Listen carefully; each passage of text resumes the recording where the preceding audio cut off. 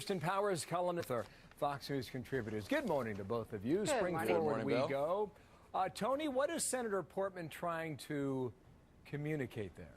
Well, he's pointing out the obvious, which was also corroborated by a political story today, which is that if the president wants a grand bargain, and all indications of late are that he really is eager to achieve one by working with Republicans, he's going to have to put in a meaningful way more entitlement reform on the table.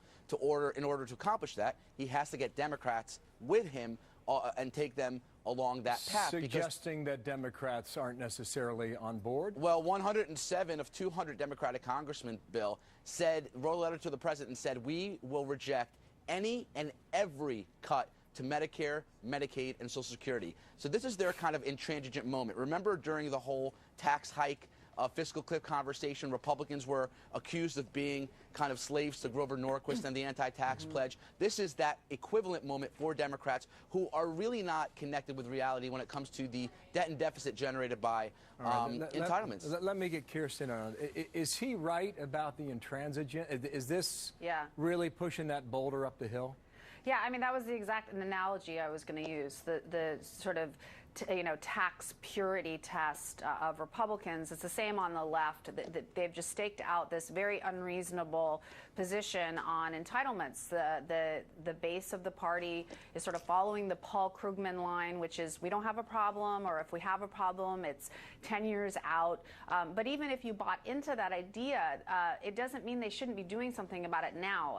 The idea that somehow in 10 years they're going to snap their fingers and get everything done is ridiculous. Well, have Democrats, have they opened the door to the possibility of negotiating entitlements or not? The president said in one of, I think in his press conference during this sequester negotiations, that he knew he needed to start talking to Democrats about this. Debbie Wasserman Schultz said yesterday on one of the Sunday shows that she was open to it. You are hearing these kind of statements, but they haven't suffered the backlash yet that they're going to get if they go down this road. And I think that it's going to be very hard to bring Democrats around on this issue. What Portman said is that the president needs to give them political cover to do this. What kind of cover could he offer? Well, showing the leadership that he's willing to make those bold choices ahead of them so they don't suffer any electoral consequences from the Democratic, more progressive base. Look, the president has gone on the record and said he'd consider, or at least be open-minded to, means testing entitlements, which basically means the wealthier you are, the less benefit you get from them. He's also gone on the record and said he'd consider this whole readjustment of the CPI, the Consumer Price Index, which the Bowles-Simpson Commission says could save up to $300 billion over 10 years from an entitlement savings. So he's already gone on the record and said, I'll consider them. What we haven't seen, though, is him endorsing an actual plan, like a potentially Bowles-Simpson, which goes toward a meaningful road to specifically outline cuts in entitlements. Has he, Kirsten? Well, I mean, his fiscal cliff deal had chain CPI in it, and it had a lot of health savings reforms, including means testing. So I don't think it's true. I think he has put stuff on the table. And you just said that he hasn't put anything out. He has, and he has also done it in his fiscal year 13 budget. So I think the fact that he has done that is noteworthy, and we shouldn't pretend that he hasn't. The question is whether he can bring Democrats along and get them to vote for it is, I think, going to be the problem. One more point on this, and we saw the outreach last week with Republicans, and you wonder if the same is going to happen now with Democrats. Tony, should Republicans trust the outreach, or should they be wary, as Peggy Noonan wrote over the weekend, about it's the follow-up and the follow-through that truly counts? Well, it's what Reagan used to say about the Soviets, trust but verify.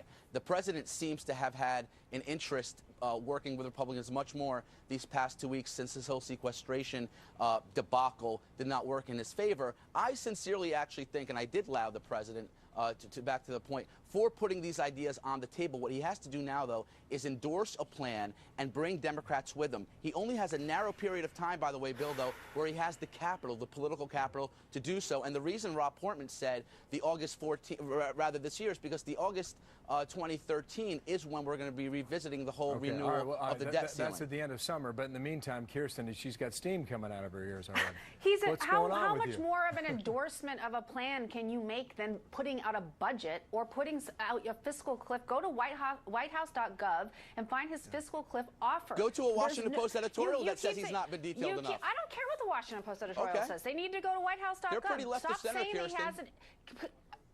Does he or does he not, on his website, have a proposal for his fiscal cliff deal that states these things? That's endorsing a plan. Stop saying he hasn't endorsed it. It's in his budget. The Washington It's Post just said he hasn't bizarre. been specific enough. That's of yesterday's editorial. The Washington Post itself I'm talking has about pointed that you out. keep saying that he has not endorsed a plan. That is false.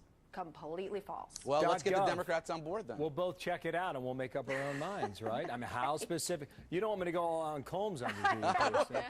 I was waiting for that from Kirsten. Hey now. See you, Tony. Thanks, See guys. you, Kirsten. Bye-bye.